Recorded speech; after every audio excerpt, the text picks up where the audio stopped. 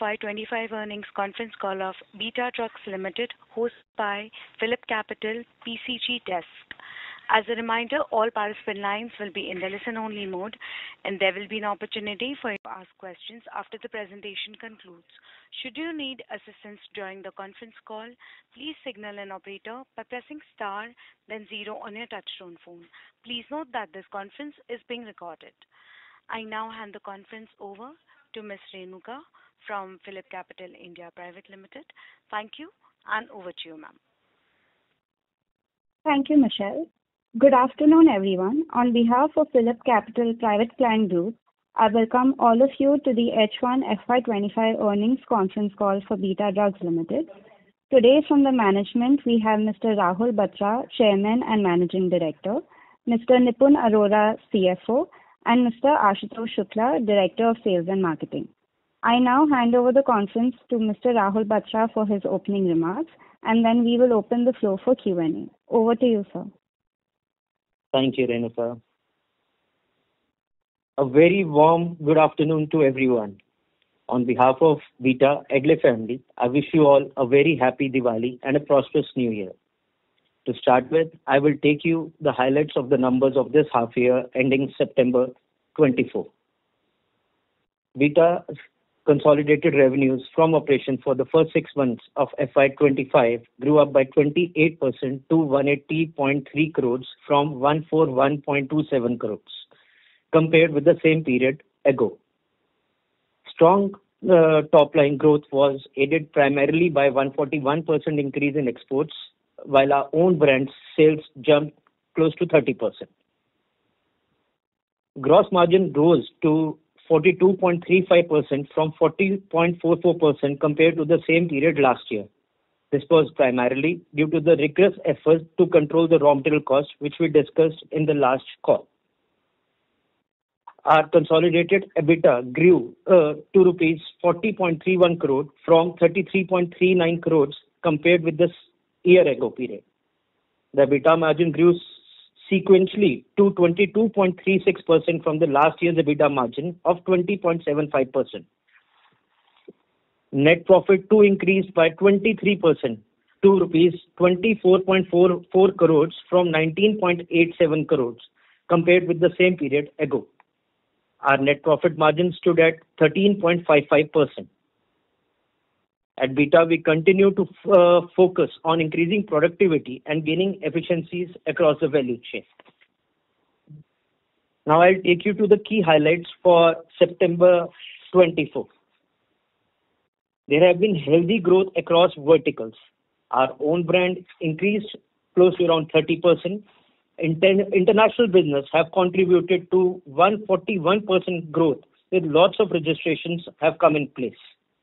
There have been 20% growth in the API business, and our CDMO business has shown average growth of 2 to 5%.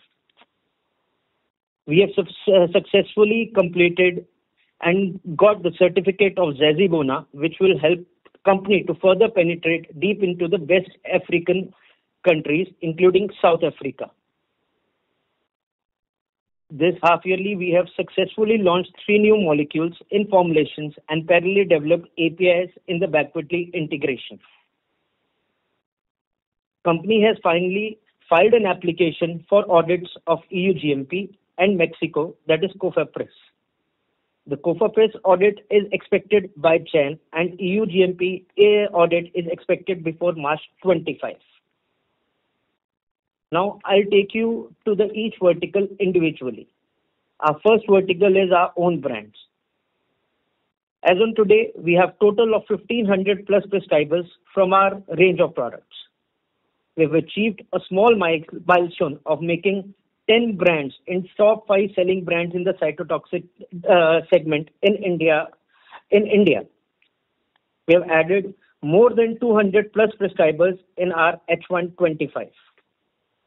We have further penetrated deeply into the private, corporate, and government hospitals by increasing our strength. Going ahead, we are on the verge to launch 5 new molecules and NDDS by next year. Those molecules have been identified, looking onto the potential on a particular segment and to reduce the toxicity for the patients. Those will be one of the first time in launch in India for the next 5 years. We are also trying to tie up on exclusivity basis to launch biosimilars in Indian market. Coming on to the export side, we have recently received new registrations from many countries, mainly from Latin and Asian market. Company has recently received Zazivona approval, where we have started filing doses in all the 4 countries which are covered under Zazivona. Company has done all the major compliance before EU GMP audit. Company has also filed close to 100 new dossiers for which registrations are yet to come. Going ahead, there is a huge opportunity available for us in the export market. We have planned to get maximum approvals along with the maximum dossier submissions. The number of the people in regulatory side has been increased from 6 to 10 to enable easy and faster filing of the dossiers. We have a complete plan to penetrate Asia, Latin, CIS and African market. Coming on to the CDMO. Although the growth of CDMO is less this half of the year, but going forward, the numbers will increase and it will reflect in terms of the sales figure. To give you a brief about CDMO, we have not lost even a single CDMO partner. We will have a steady and better sales number in the next half of the year. Coming on to the API. The API business is one of our key focus area as there are not so many players in the market. We have done enough capex to upgrade the facility. The focus of this capex is to facilitate the audits for beta registrations in the regulated countries. We have also developed 3 new molecules which will be filed for approval and expected to get an approval by next financial year. There have been addition in R&D team, QC team, QA team and regulatory persons to enable the audits and filings on time. Recently, company has also received 6 COPPs for which the opportunity for direct export is open in many countries.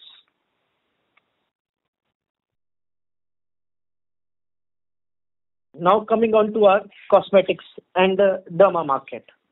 We have made our presence in the pan-India market. We have reached out to around 6,000 customers. The sales from April onwards have touched around 1 crore per month. The prescribers, which were 700, has been increased up to 1,100.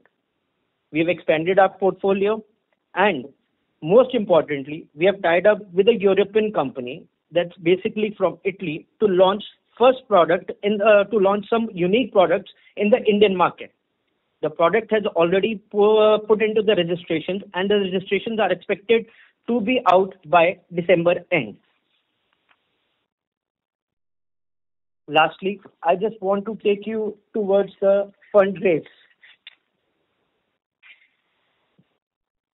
As you all are aware that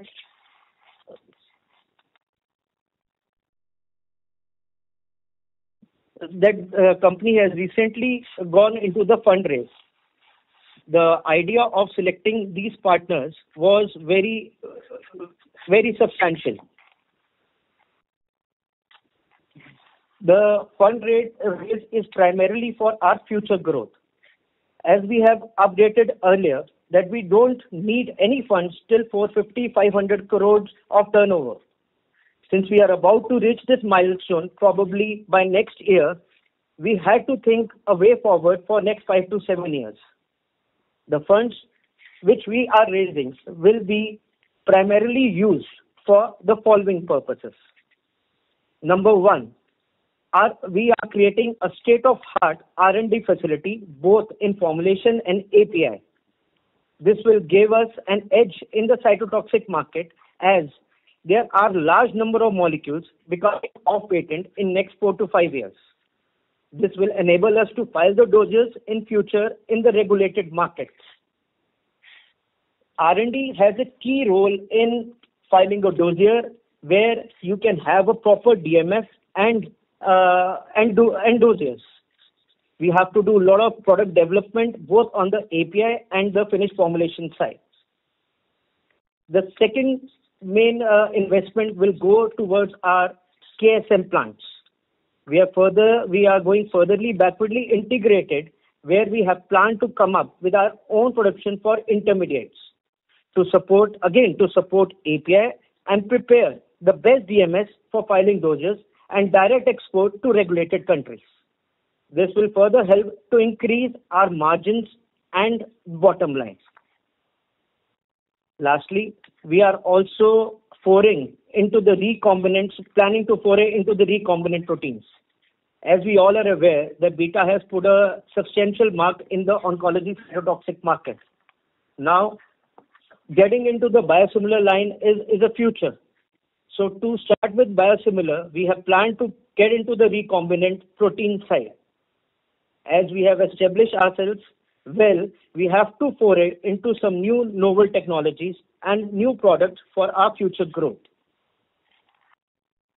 To give you a brief about our potential investors or partners, this fundraise is a total preferential issue of 117 crore from our marquee investors like HealthQuad, which is India's best healthcare transformation fund backing innovative models to radically improve healthcare access, affordability, and quality of care.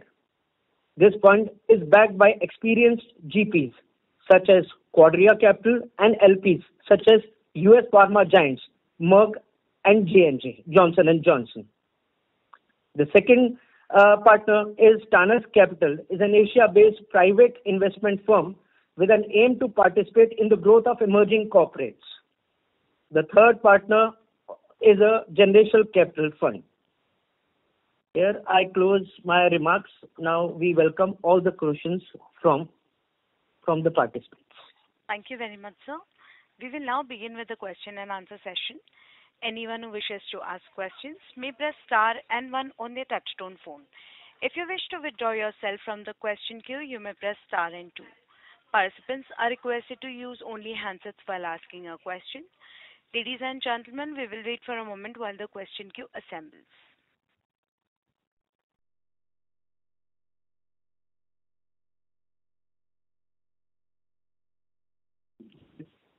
The first question is from the line of Gautam Rajesh from Leo Capital. Please go ahead.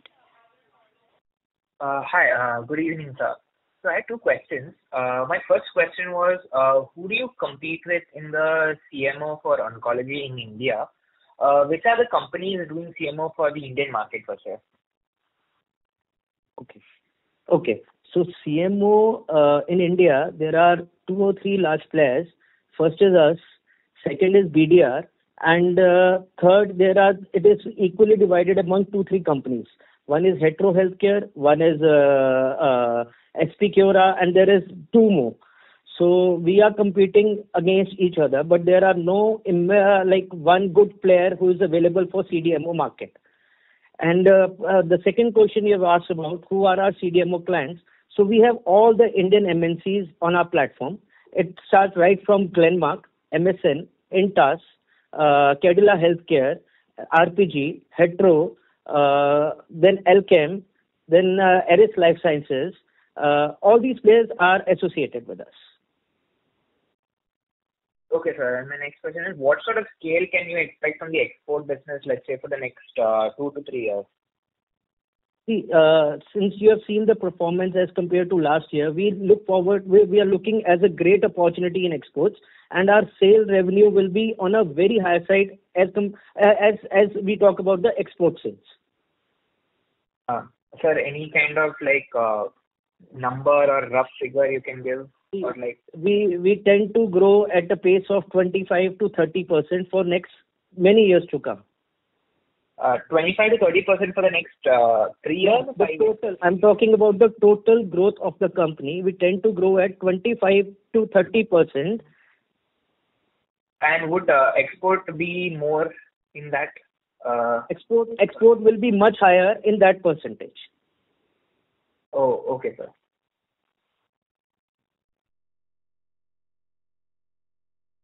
Sir, do you have any other questions, Mr. Gautam Rajesh? No, ma'am. Thank you. Thank you. We'll take the next question from the line of Yash from Stallion Asset. Please go ahead.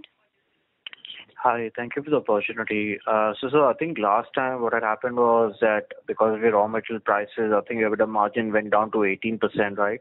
And I wanted to understand like what has happened, how you're able to control your cost so that margin is again back to your guidance of 22% and above. So last year, as we discussed, we told you that the major sales were for the platinum side, and the raw material prices of the platinum have gone up high. So this year, the platinum prices have gone down, and also we have restricted our growth towards the more profitable products, rather concentrating ourselves on the platinum side. Okay, got it. And so, in your international business, obviously 140% growth is coming from a smaller base. So, what are the new sort of products and what are the new countries that you're targeting? Are you targeting to go and expand in US as well this year? Next year when you get approvals? Yes. So first, there are two types of strategies which we have. First is the EU. So after the EU, we'll start filing the doses for EU market, Europe markets, and that gradually will, by the development and the upcoming facility in R&D, will start the product development and the DMF for the US market as well. Once we are done, in next 2.5 years, 3 years, not even 3 years, 2.5 years, we do have a plan to get into the US market. Okay. And last question, what would be your capex for this year in FY26? FY26, if we leave the new things which we have planned, the total capex will be from the internal accruals, and that we are doing consistently and continuously. So that will not be more than 10 to 12 crores. Okay. And this is including the fundraise that you've just announced. No. The fundraise idea, I've given you a complete picture where the fundraise is going to be utilized. So the first fundraise is going to be utilized in R&D. The second part of it is going to be utilized in the establishment of a intermediate plant, and the third will keep the funds, and we are planning to venture into recombinant proteins. Okay, got it. Thank you. All the best. Thank you. Thank you. We'll take the next question from the line of Manoj Jetwa from KSA Shares and Securities Private Limited. Please go ahead. Good afternoon, and thank you for the good set of numbers which Better Drugs and team have posted. So my first question is relating to the API business of the Better Drugs. So globally, the API business is almost around $48 billion right now in the oncological segment. So what is the opportunity it throws for the Better Drugs as a company? Appreciate you share some color on it, sir. So API business has a lot of opportunity. Till date, our export business is almost negligible in terms of API is concerned. It is not even 1% of the total revenue what we are putting right now. So the idea about the plan and the strategy behind API business is first to make the facility state of the art, which we are continuously doing. Second is to prepare a strong DMFs which we can give to our partners or to the suppliers who can file the doses along with it. So this strategy is working very effectively, as we have started preparing those DMFs which we can file in the regulated markets. So the idea is to start with beta so that the beta can file the dossiers based on the DMFs made by Adlai Lab. And the second strategy is to hire a person where we are in continuous searching out for a person who can handle the API international business, where we have the best DMFs and give it to and start exporting it to the international market. So my second question in the oncology side only, and that is pertaining to the the hormonal treatments. So what is the market size? What is the addressable market size, and how much we can tap it in that apart from the focus area of cystotoxic histotoxic, which is almost around 70% market coverage, Better Drug is having it? Sorry, I didn't get your question. Hello. So on the oncological side, we are focusing more on the cystotoxic, right? Cytotoxic, yes. The second focus area of our in the oncological side is of the hormonal imbalances which happens in female patients and all that. So the treatment of cancer treatments which happens in the females due to the hormonal imbalances. So how big is the market size for that, sir? See, we are not concentrating on the hormonal side. We are only concentrating on the cytotoxics and the hematology side. So our product range and our product different identification is totally different. What basically the question is coming from your side. Sir, can I address this question? Yes, Ashutosh ji, please. Yeah, I believe sir is asking about the hormonal therapy in cancer treatment. So as of now, we do have hormonal therapy, which the covered market is somewhere close to around 55%. The remaining hormonal therapy like apalutamide, gosling depot, dagarelix, darolutamide, exemestane, all these products we don't have, which has a good market scope, and we will be launching these products in next 2 years' time. So we have shortlisted a few of the hormonal drugs, and not only the hormonal drugs, but for us, the next other growth driver will be supportive care products, wherein as of now our presence is very less. And the third growth driver for us is biologics. So we are trying to tie up with a couple of companies for the biologics. So it's not only the hormonal, but supportive as well as the monoclonal antibodies we are targeting for our future growth. So my third question is pertaining to bookkeeping question. So there is a significant increase in the trade receivables. So could you please add me some colors on that for the trade receivables side? Yeah. Nipun, can you please answer this? Sir, the trade receivable side is okay. If you see September 23, it was 100 days. In March 2024, it was 98 days. Now it is 101 days. So it is going between 98 to 101, 102 days. So it is all similar. Working capital days, if you see, working capital days has been consistent with 86 days only. Not even 87, not even 85. Okay. Thank you very much, and all the best. Yeah. Thank you. Thank you, sir. We'll take the next question from the line of Ranveer Singh from Nuvama. Please go ahead. Yeah, thank you for taking my question, and congratulations to the team for giving consistent good performance. Few questions from my side. One is related to that other expenses we see in this half year that this has elevated. So is there any one-off kind of expenses here related to overhead or something in this period? Nipun, can you? Ranveer, the other expenses include selling expenses also. So major would be if the increase, this increase is proportional to the sales. It is in the line with the previous years only.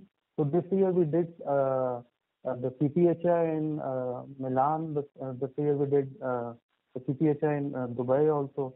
So maybe because of that the expenses have gone upwards. But if you see the percentage, it is not increased. Okay, so this kind of run rate is likely to continue in terms of percentage of sale. Yes, sir, it will continue. Okay. And secondly, in R&D side, I think we in FY25, you said 3 NDDS we have already launched, or that chart shows that 3 has been launched. So right now in the market, how much NDDS we have? So we have total of 1 NDDS which we launched in the month of February, and 1 NDDS is already in pipeline which will be launched in the month of June next year. And there is 1 more NDDS which will be launched in the month of either January or February, depending on the approval. Okay. So I think major portion of NDDS is yet to come in our. Yes. Apart from this, we have also filed 3 more NDDS. We are filing 3 more NDDS in the DCGI, which will take approximately 12 to 15 months for an approval. The product development and everything is already done. Okay. So next year, in total, in FY25, how many entities will be there in the market? Sir, your voice is breaking. Mrs. Singh, your voice is breaking. Can you repeat your question, please? So how many NDDs in FY25 you would be launched in this year? So next year total will be 2 NDDs and 3 new molecules, which will be launched in next financial year. Okay. So of that 8 new NDDS molecule which we have mentioned to be launched in 2 years, none of it is launched. So this is completely a pipeline right now, right? No, one we have launched right now in the month of January. Second will be launched in the month of January, February next year in 2025. And the third will be launched by July 2025. And there are 3 which we are filing now that will be launched in the financial year 26-27. Understood. So of all these NDDs, what would be the potential revenue of the representative market size, if you could give that will give some idea. See, I'll just give you one small example. We just launched one product that is Magistrol acetate suspension. The total market size was less. But when we launched this NDDS, the market size has been increased. And apart from what the tablet which was selling in the market, we have created the parallel market size with this NDDS. So the market size are there, and everyone is looking for an opportunity to have something new in the market. There are patients who cannot swallow tablets because most of the oncology tablets, they are big in size. So to reduce the burden of taking a tablet, we are converting into suspensions, and we are coming up with these NDDs. Understood. So the total market size would be any guess here or anything if you could have? Actually based on the molecule to molecule wise, and the 2 molecules which we are launching by next year, the market size will be close to around 70 crores, and we tend to increase the market size by introducing these NDDs, as we have illustrated this by launching our first NDDs in the month of January this year. Okay, fine. So total 23 products I see is in pipeline, including 8 NDDs. So just wondering how much R&D we are currently spending. So what was the R&D expense in first half?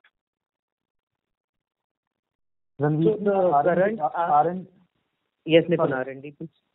Normally our R&D expenses are generally to the tune of 2%, 3%. But this year, as Rahulji has already told us, that one of the purpose of fundraise was R&D also. So that is something which is to be done. So you can explain it further, Rahulji. So basically, why we are coming up with a separate R&D facility is that tomorrow we have a plans to go to the all regulated markets. Till now, the products what we are producing and that requires all the product development for the regulated markets. So this R&D will facilitate, number one, will facilitate the quality of the product to be launched in that market, the specification to be meet out to launch in those regulated markets. Third, there are a lot of products which are becoming off patent. So we are trying to develop all these molecules and give it and do even CDMO for some international players. What we are anticipating that when we are working out on these molecules, so we might get some CDMO for this also. So the R&D expense right now may be around 2 to 3%, but it will eventually go up to 4 to 5% after coming up with this facility. No, so there would be 2 elements of it. One is one-time cost. You have to set up a R&D your center facility. Another is a recurring one. So just wondering that 2 elements, if you could give some idea that how much would be spending there an R&D setup plus. So the one-time cost will cost us. Right now we do have R&Ds. API has an R&D in its own plant. Formulation has an R&D its own plant. So we are combining this R&D and we are making one R&D center where we are doing a capex of close to 10 to 15 crores. Number one. Second is about the recurring expenditure. So the whole teams will be transferred to one center, and then we will be hiring some more personnel into that. So the R&D expense which is right now 2 to 3%, might go up to 3 to 5%. Okay, so this may be in the range of 15 to 20 crore roughly. Yes, yes. Okay, fine. I think this is indeed a good step, and going forward, let's see. And you already mentioned that about European GMP approval. So any progress there? When we can expect this to come up? We have done a lot of compliance as our consultant has advised. Our compliance is almost like 80-90% of the compliance is already done. And we have already filed an application for EU inspection. We have filed an application in 3 countries where we have got, from one country, we have got the invitation that they can come before March. So any between next 4 months, we might have an EU audit at our beta facility. Okay. Thank you and all the best. Thanks. Thank you. Thank you. We'll take the next question from the line of Bhagwan Chaudhary from Shubh Capital. Please go ahead. Yeah, hi, thanks and congratulations all for great set of numbers. Thank you. I had just 2 questions. One is regarding your intermediate plan. So you are expanding for the intermediate. So the question is how much you are going to invest into that first. Secondly, what are your plans? This will be for the existing APIs or the new intermediates? Okay. So the total investment we are planning to have an intermediate facility will be close to 15 to 20 odd crores initially. The idea of getting into the intermediate facility was right now our total procurement of intermediates, like 60-70% of the intermediate is procured from China. Where, as you know, government of India is pushing a lot towards Make in India right now. So we have today, as per the today's scenario, we have got a good manpower in R&D side where we can develop the products right from initial steps. So intermediate facility will give us a boost to support our API plant, which will further go for the EU regulations. Tomorrow we have to file our doses in the regulated markets. So this intermediate facility will also come in the scope of EU GMP approval. Plus our API plant will be boosted by the intermediates which will be sourced from this intermediate facility. So not only this, when we are producing intermediates which are being sourced from China, which will be done in-house, this will add on another 10 to 15% margin in our total revenues.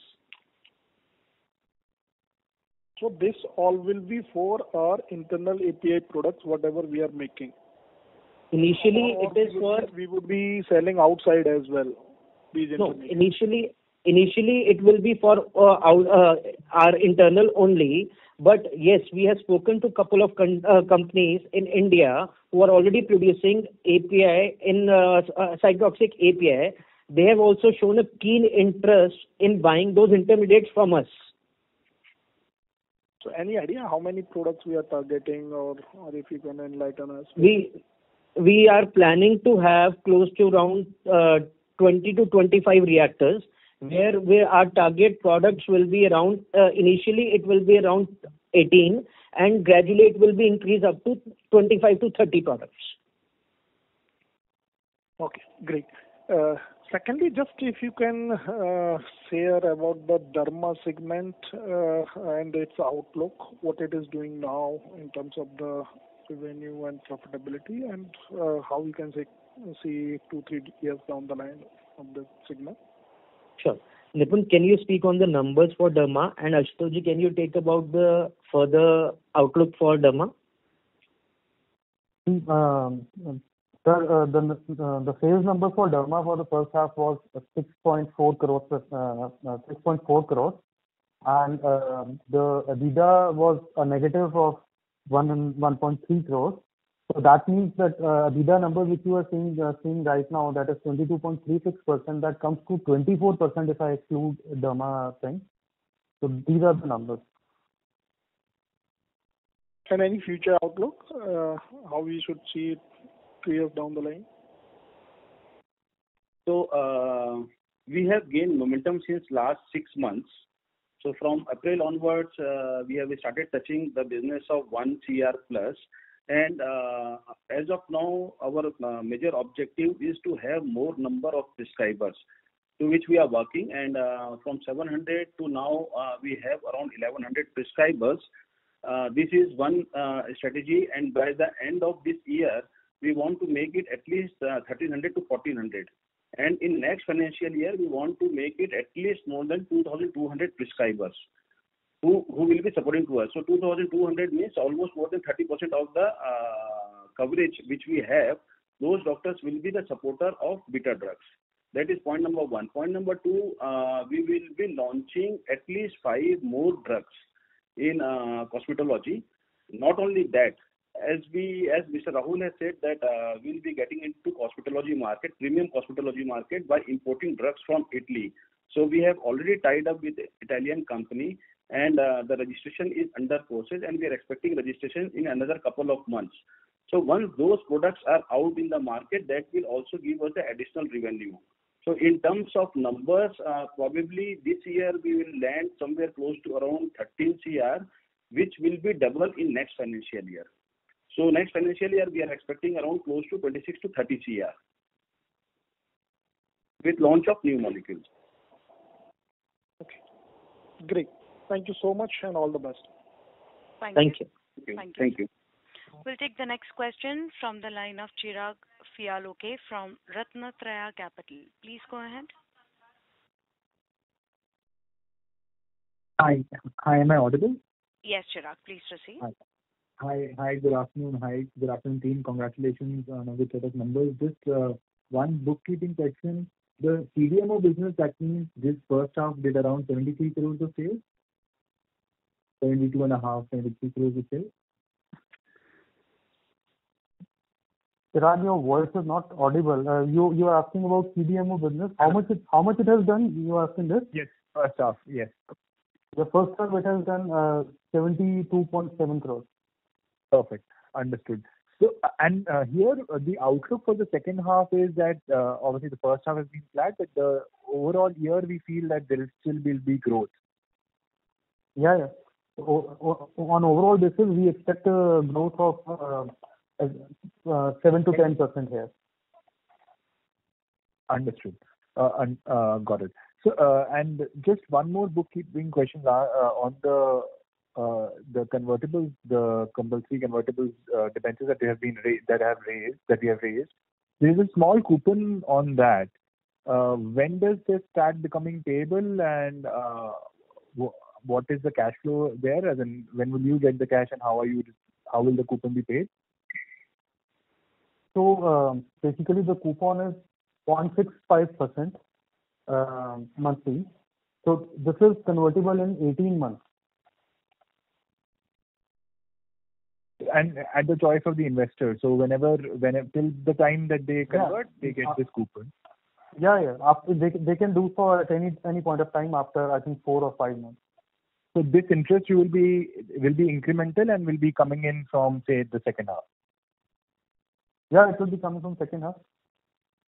Understood. And the quantum of that will be around 9 odd crores a year. Is that broadly right? That's my math. Yeah.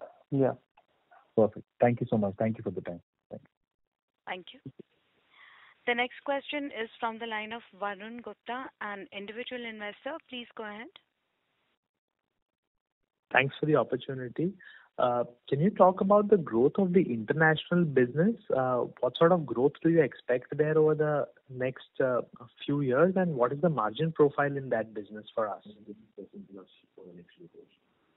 So export business, we expect the growth another like around 50% for next few years down the line. As I said in my opening remarks, that we have put a lot of registrations, a lot of dossiers, and we are yet to receive those registrations. Just now you have seen in our numbers, we got some registrations and our sales have gone up high. So we are expecting more registrations to come in next couple of years. The numbers will be again, we expect 50% for around 50% growth on the export business for coming 3 to 4 years down the line. Got it. And what is the margin profile of this business, sir? The EBITDA margin will be in the range of 23 to 26%. Got it. And in the CDMO business, where we are doing manufacturing largely for other companies for their domestic revenue, is that correct, or are we manufacturing for them for international markets also? So we are only doing for domestic. There is only one company we are doing for international, that is Kaplan Point. Got it. And how much market share would we have in domestic manufacturing for oncology drugs? Market share will be actually there are no exact numbers in the market since it is not covered by any good agency. So we don't get a clarity on oncology. This is a problem with every super specialty division. You don't get any clarity on the numbers. But yes, we do have a substantial market share, and but this market is increasing at a CAGR of 15 to 20% every year. And what would be your rough sense of the market size for domestic CDMO, and who would be our key competitors in this space? See, I cannot give you the rough estimate of the CDMO share, but I can give you the estimate of what is the size of a cytotoxic market. The cytotoxic market in India is close to around 3,000 crores for our product of range. Plus, there are a lot of products which are becoming off patent. This market will eventually grow to 4,000-5,000 by 2000, maybe 28 and 2030. Understand. And so this would be 5,000 crores at end customer sale value. So at manufacturer value, this would be closer to 1,500 odd crores? No, it will be close to 1,800 odd crores. 1,500 odd. 35-36%. Yes. 35-36% of the overall market will be the market size. Yes. Got it. Thank you so much, sir. Thank you. Ladies and gentlemen, that was the last question for today. I would now like to hand the conference over to the management for closing comments. Over to you, sir. Thank you so much. It was pleasure to have you all on the con call today. At Beta Drugs, we always believe in giving the quality drugs. Since we are producing a cytotoxic drugs and we care for the patients, we always aim to give a quality product. We as a backwardly integrated company has a lot of strengths, and there are a lot of opportunities still to explore in the market. Thank you so much, and see you all again at the end of the year. Thank you. Thank you, members of the management. On behalf of Phillip Capital India Private Limited, that concludes this conference. We thank you for joining us, and you may now disconnect your lines. Thank you. Thank you.